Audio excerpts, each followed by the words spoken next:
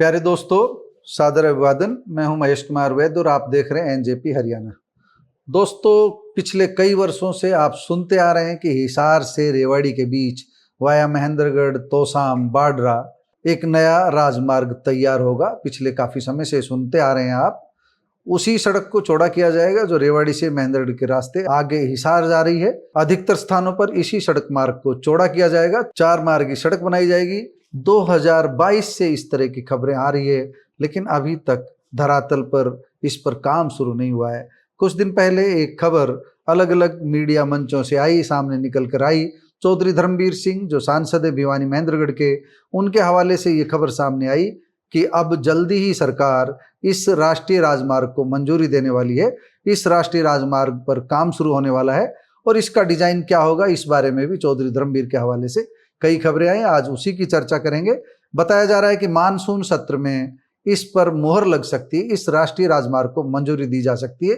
एक बार हम आपको यह भी बता देते हैं कि जो 3 राष्ट्रीय राजमार्ग हरियाणा में बनने प्रस्तावित हैं, जिनको लेकर के काफी समय से चर्चा चल रही है, उनमें से 3 कौन कौन से हैं, और फिर विस्तार से हम बात करेंगे रेवाड़ी हिसार नए राष्ट्रीय राजमार्ग की। दोस्तों, नवंबर 2024 में नितिन गडकरी के हवाले से खबर आई थी कि उन्होंने सांसद धर्मवीर सिंह को पत्र भेजकर इसके बारे में जरूरी निर्देश दे दिए हैं, अधिकारियों को जरूरी निर्देश दे दिए हैं।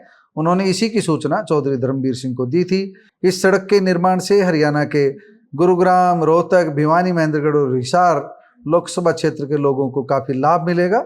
विशेष रूप से फायदा महेंद्रगढ़, दादरी, भिवानी और रेवाड़ी जिले को होगा। जिन 3 नए राजमार्गों की चर्चा हुई थी, उनमें से एक था दिल्ली अंबाला एक्सप्रेस हाईवे, जो अक्षरधाम से शुरू होकर अंबाला तक जाएगा। इस हाईवे के बनने से अंबाला, यमुनानगर, कुरुक्षेत्र और पंचकुला जैसे जिलों को फायदा होगा। इसके अलावा पानीपत, करनाल और सोनीपत में ट्रैफिक की समस्या कम होगी। ये राष्ट्रीय राजमार्ग प्रस्तावित है। दूसरा, पानीपत डबवाली एक्सप्रेसवे बनना है।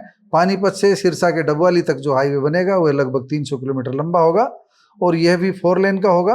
ये 14 कस्बों को जोड़ेगा और जिन स्थानों से ये गुजरेगा उनमें डबवाली, कालांवाली, रोड़ी, सरदूलगढ़, हांसपुर, रतिया, भूना, सनियाना, उकलाना, लीतानी, उचाना, नगुरा, असंद और सफीदो जैसे कस्बे शामिल है। ये दूसरा हाईवे था। अब हम बात करते हैं हिसार रेवाड़ी एक्सप्रेसवे की, जिसको लेकर के हम मूल चर्चा कर रहे हैं। ये जो तीसरा एक्सप्रेसवे है, ये हिसार से रेवाड़ी तक बनेगा। मानसून सत्र में इसको प्रशासनिक और वित्तीय मंजूरी मिलने की उम्मीद है। इसके बाद ही भूमि अधिग्रहण जैसे कार्यों की शुरुआत होगी। निर्माण कार्य में अभी भी समय लग सकता है, लेकिन पूरी जानकारी मानसून सत्र के बाद ही सामने आएगी। लगभग 200 किलोमीटर लंबा ये राष्ट्रीय राजमार्ग हिसार से शुरू होगा और तोसाम, बाडरा, महेंद्रगढ़ और सतनाली होते हुए रेवाड़ी तक आएगा। लगभग 200 किलोमीटर लंबा राष्ट्रीय राजमार्ग बनने के बाद हिसार जाने के लिए लोगों को एक नया विकल्प मिल जाएगा। महेंद्रगढ़ के रास्ते नया विकल्प मिल जाएगा। फिलहाल जो लोग हिसार जा रहे हैं अपने कार से, निजी साधन से, उनमें से अधिकांश रोहतक होते हुए निकलते हैं, रोहतक से हिसार पहुंचते हैं, और एक रास्ता कनीना, चरखी दादरी होते हुए भी भिवानी के रास्ते हिसार पहुंचते हैं। और जो ये तीसरा राजमार्ग जिसकी हम बात कर रहे हैं, हिसार रेवाड़ी, ये जब बन जाएगा तो महेंद्रगढ़ के रास्ते भी हिसार पहुंचना आसान हो जाएगा। बल्कि हम ये कह सकते हैं कि सबसे बेहतर और सुगम आवाजाही हिसार के लिए मिल जाएगी इस सड़क मार्ग के बनने से। लेकिन अभी इसकी चाल सुस्त है।